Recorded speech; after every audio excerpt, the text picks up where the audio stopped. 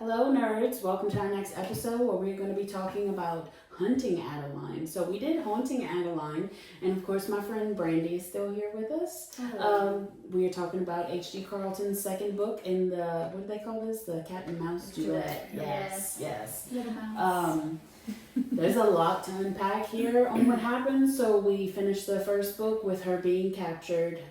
Zaid had some sort of explosion, so he is injured. Mm-hmm. She has been taken. She is injured also, and you really are going to have her story for most of this book. Yeah, it's not until the last third where he gets her back, and then you finally get some sort of a revenge arc. It's a lot of trauma and pain in these first. Yes, so chapters, we're going to get into it. Of course, we're always doing spoilers, but we really need people to protect your peace here because we're going to get into all the sex trafficking and all the really wretched shit that happens. Yeah, it really is. Yeah, protect your peace. It's hard to hear and listen to. And what do you? I feel bad. What do you think about spice level? I feel like it's not as much.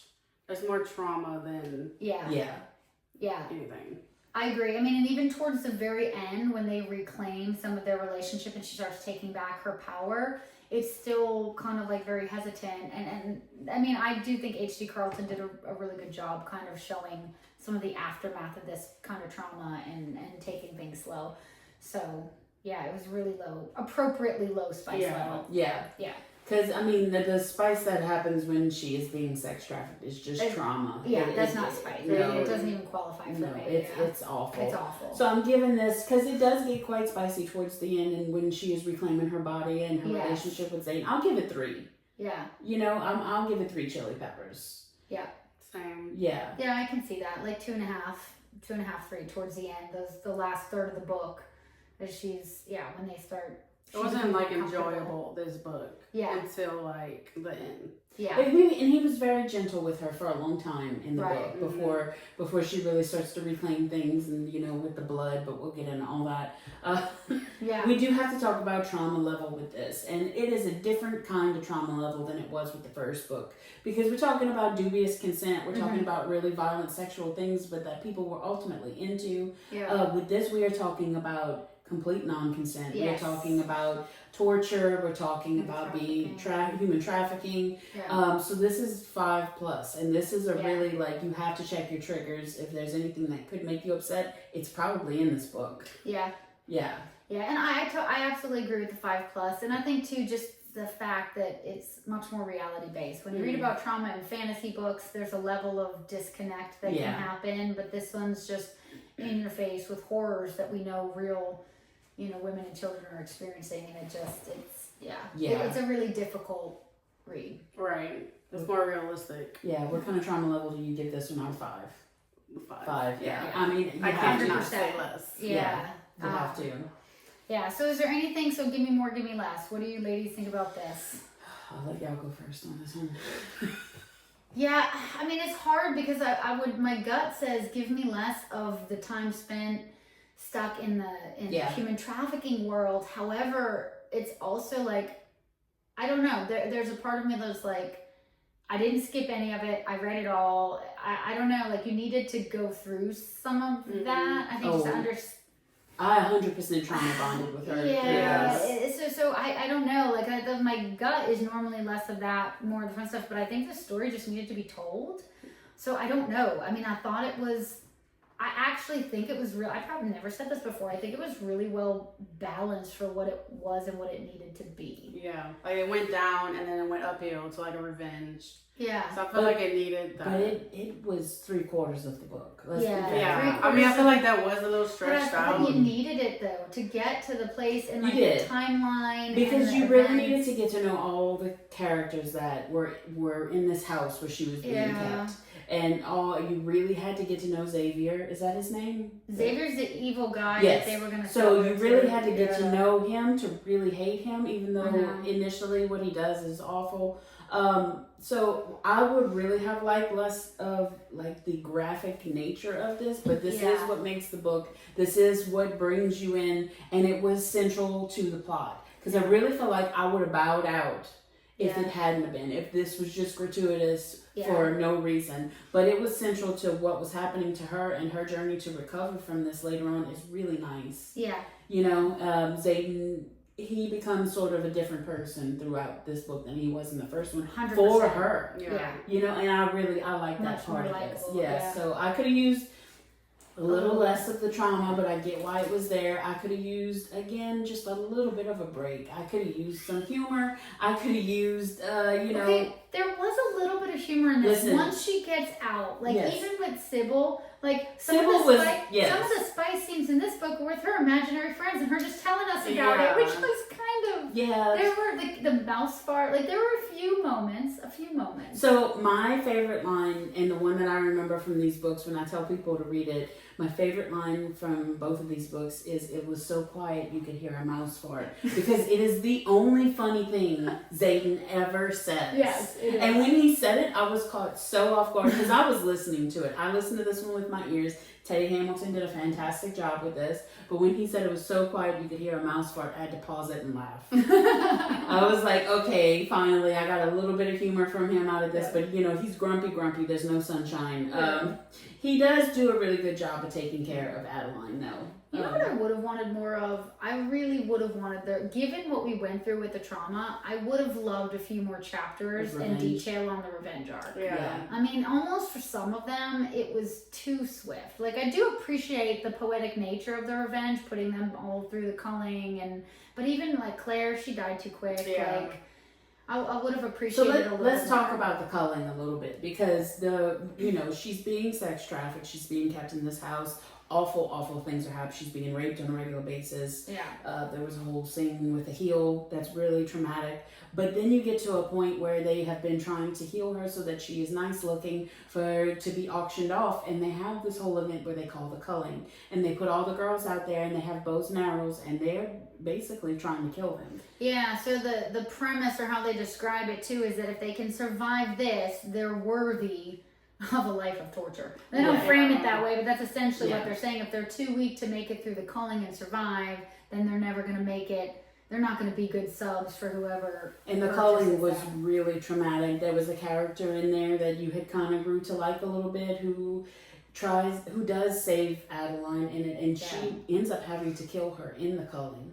It's right. So it's after the culling. So this whole premise, like, this is just, I mean, it's insane.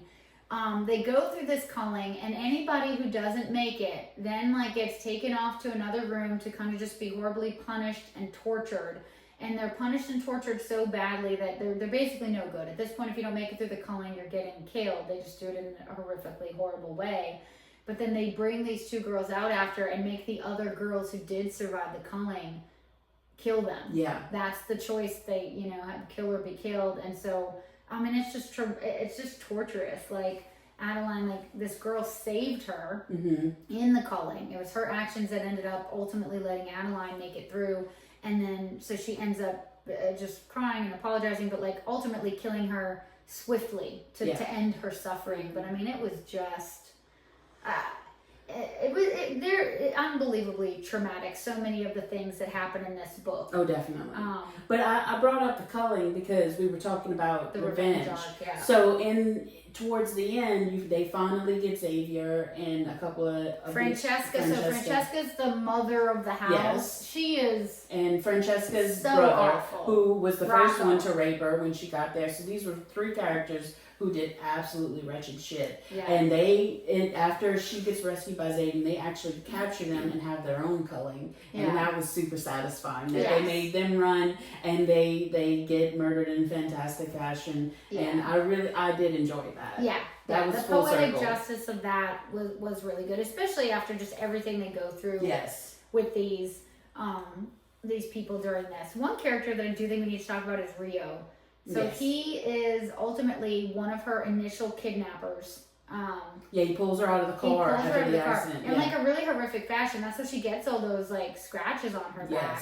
And I've often wondered in hindsight if he did that to make her worse. You know, like, I mean, it's just like, because she had to have so much time healing. They never address it. It's not said. Yeah. But, like, he, you know, in the back of her mind, like, the kind of, like, he didn't want to be there. You ultimately find out he's only assisting because his sister's been taken. Yeah. And so it was so brutal when he ripped her out of the car and the glass, like, dragging across her back. But I wonder if in some part it was like, oh, the worst, she's messed up. Maybe it will save her from... And in some ways it did, because she had to heal from all that. That's why she didn't get auctioned off right away. Mm-hmm. And it kind of developed how it did. I don't know. That's just my own little sub-theory. But I'm not sure about that. But, you know, you initially Rio's an awful character. And then in his process of trying to heal her wounds, you know, she talks to him. And she gets to know him, and then you find out that his sister is actually taken, so he has to work for them, and he can help her escape, which ultimately he does. He does. He does, and he gets his own little redemption arc, and in the end, he does get his sister back. They do wind up finding her. I don't know that he gets her back because he's off on the run. Well, he lets him live. He lets him live. But the sister's they living save the sister. Yeah, they save the sister and bring her to like Zayd's little compound for all the rescued Mm-hmm. women and children, and so she's doing well. But without Rio, I don't know that she would have ever made it out of the house. No, she wouldn't have, because he helped her. He killed the guards outside, and then I do not believe she could have ever made it out of the house without Rio. Yeah, I think we have to talk about when she's rescued. She runs out of the house. She makes it to this train that she had seen during the culling, and she gets in there, and she kind of like is sleeping in there for a while, trying to figure out what to do next. And Xaden is on his way to the house. He has been searching for her. He has unalived a lot of people. He bought all the girls from the auction. Yeah, well, so this is an important part about how he finds her, and also like another, you know, dose of the revenge arc. So he, you know, because he's been looking for her for weeks. This is months before he finds her, which is just unimaginably heartbreaking and horrible, and he's so stressed. But he ends up getting, so he doesn't even know that the girl, so he ends up getting in on the dark web into one of these auctions. He goes and he purchases every single girl. And so like, it's basically like, this is how I envisioned it. The girls are in the middle and there's like an individual booth with men all around, you know, kind of putting in bids or whatnot. And so he buys up every single girl, not even knowing if it's going to lead to Adeline. He's just have to do something. And then after he purchases every single girl, he goes in each room and literally lights these men on fire, which was awesome. Yes. Like kerosene, and he does it all like at once. Like he goes in each room, dumps the kerosene on them, and then I think it's like one at a time, they all see each other go up in flames because he turns on the screen so they can see each other. I mean, it was awesome, yes. You deserve this, you guys are monsters. And then it's when they take her back into the limo with the girls, he starts saying, listen, I'm looking for somebody. Can you help me? I promise. Like, I'm going to take you somewhere safe. And that's when there was one girl in the house of like Eastern European descent that had kind of helped her and given her some tips for the culling. And so she's not like a main huge character. You just kind of know of her because none of the girls really interact because they're all so scared.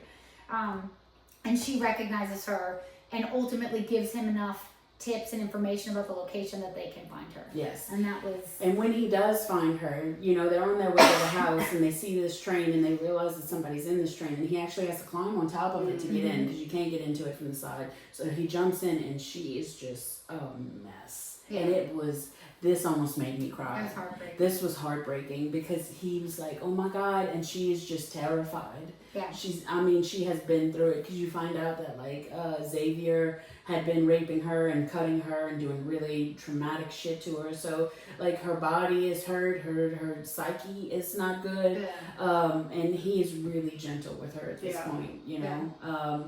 But then they go to try to find everybody. I mean, from this point on, we're trying to heal and it's revenge. Yeah. Yeah. Yeah. You know, do they make it to the house or do they take her? So they take her for a couple weeks to heal. She gets therapy. She physically heals all her wounds. They take her to one of his like, you know, mafia-ass doctors, but like a good one. And so she gets treatment. And then they do end up moving her back into her grandmother's house because that's where she wants to be. Yeah. And that's when it really gets cool because that's when Sibby pops back up because she's escaped from the loony bin. If you didn't see the last episode or haven't read the books, in the last book, she helped Zayd unalive a bunch of people that were trying to take Adeline before they got her. And she took the whole rap, didn't rat him out, nothing. Well, she had escaped. He heard about it. So he goes, saves her, and brings her to the house to live with them. And then they all start training. for like this revenge arc. Like they basically turn Adeline into a really badass assassin. Like, yes. After and all this, on a sidebar, Sibby got her own book. It's called Satan's Affair. I haven't read it. Did you read it? You didn't read it. It's a short book because a little short sidebar on her. She grew up in a cult. Yes. And it was not a good cult. And she does escape it, but she's never the same. She's cuckoo for Cocoa Puffs. But she is great because she does have morals, and she does have rhyme and reason to why she's doing things, even though she doesn't make sense half the time. She, like you said, was probably the comedic relief of this book. Like we needed Sibby, and Sibby she's ride or die. She's she's great. Yeah, you want her on your team. 100%, Absolutely, 100% yes. on our team. But yeah, so that she actually, it's funny. So the part when we said they tried to take Adeline's, they tried to use Adeline's parents as a way to get to Adeline again and recapture her. They still want her. She's still a diamond. They still want to take her into the trafficking ring. This is only important because of Sibby, because I don't know if you guys remember this, but so the mother ends up getting shot in the chest, heals. There's this, kind of backstory with some of that about them not really talking, the dad being a jerk. But when she shows up back at Adeline's house with her male nurse, that was the guy from the cult that Sibby knew. That's who she ultimately runs. That's who she runs off with at the end of this book, and that's probably where I didn't read the side story, but that's probably where that starts, telling us like, where the heck did they go? What did they do? So I might read that. That might be kind of funny. But yeah, and then one piece we didn't talk about at all. There's a diary in this book too. Yes. Okay. So we get the story of the grandma and her stalker, and what actually happened with them was not at all what anybody thought. Yeah. Should we spoil alert? Yeah. I mean, we did offer spoilers. Yeah. So basically, they end up proving, and the mother had like all this information and kind of withheld it. I think this could have been digested a lot faster, but it ends up being not the stalker at all that killed her grandmother. It was the husband's best friend who was a police officer and was just jelly because she had an affair with somebody that wasn't him. Right. How effed up is that? Yeah, he was messed up. But then you find out that his descendant is the senator. Yeah. That started the whole the society. Well, his wife started his wife society. Did, yeah. But he was so they're in part of all that. But that is all true, and that was an important tie-up for that plot line. But I'm talking about Molly's. Isn't that do you think she has a side book? The journal she finds in the trafficking house. She does. There's a side book called Where's Molly? Yeah. So one of the things that she wove into this, probably to parallel how she'd woven in the grandmother's diary, there'd be like a chapter of Adeline or Zaid, and then a chapter from this character named Molly. Because Adeline, when the first or second night she's in the house, she finds this journal on a floorboard about this girl talking about her experience in the house and wanting to escape and get back to her sister. And it's just kind of the only hope Adeline has to hold on to things in the house. So it's just like it's a really good story. And I think you do find out at the end that Molly did escape. Like she asked for Francesca at one point, and she's like, yeah, Molly got out. Yeah. So it's like a full circle moment. Yeah, and I mean, it's just like I don't even know. It really did enrich the story. It did. So. Definitely. And, props to Adeline to finding all these diaries, Yeah. It's happened to fall in her lap. She just like, oh, look at diary. This is very important to our story. Yeah, I know. I mean, but it was just, I don't know, these books, I do think H.D. Carlton did a good job. Like, it was definitely a traumatic topic. I mean, the ending was a little nuts when, you finally get the senator's wife. I will never remember her name. Claire. Yeah, Claire. That was the last person that they had to kill. They had unalived everybody else. They had finished the revenge arcs, but Claire had to go. And Claire is the leader of the society, so she is the big wig. I mean, and they find out that she's on this island, and they can't get to her on the island, but they do find a way to lure her off. And she meets with them, and she thinks that she's going to make them an offer they can't refuse. Right. She's like, hey, I got like this crazy technology. We're going to take over the world, and I'm going to do away with sex trafficking. Actually, we're going to make a great society. Yeah. And you can be a part of this, and, come on in with me, and we're going to make the world better. And they're like, you know what? No. Just no. No, but she does give her whole sales pitch, But the fact that she believes that they would actually take her side is crazy. Oh, this lady is insane. Yeah. She is. Like, oof. But yeah, it's definitely worth a read. And I gotta say, I mean, I think this book I liked this. This book was more traumatic than the first, but I mean, I don't know. It was just, there's so much more depth to this book. And I would say Zayd is way more likable in this book. I mean, I didn't mind him in the first book. But he is. For me, he was see a way different more side of him. Yes, it was a much more gentle side. It was, and listen, I had trauma bonded with him and with her because like he is just dying looking for her, and she's going through so much trauma. So I was so enveloped in the story. I still don't like it, but it's not that it's bad. It's just that it's not my thing, you know. For dark romance readers who really love to go through it, this is for you. I needed a little more of a few things, a little less of some others. And that's why I do recommend everybody read this, because I understand that what I like isn't what everybody else likes. And that's okay. That's what we're here. Look, we're just giving our opinions on what's out here. Brandy absolutely lives for this shit, right? Yeah, she gives me... And listen, I read all her recommendations, and then I call her, and I'm like, what the fuck is this? Yes. Yeah, that's just the joy. We all went down this rabbit hole together. Yes. We invite you to join us. So we need to give overall ratings. So Courtney, what you got? Yeah, I mean, this one was a 4 for me too. Yeah, I'd say a 4. Yeah. 3. Yeah. I can't go more than 3. I didn't enjoy is not the word I would give this. Traumatized. Yeah.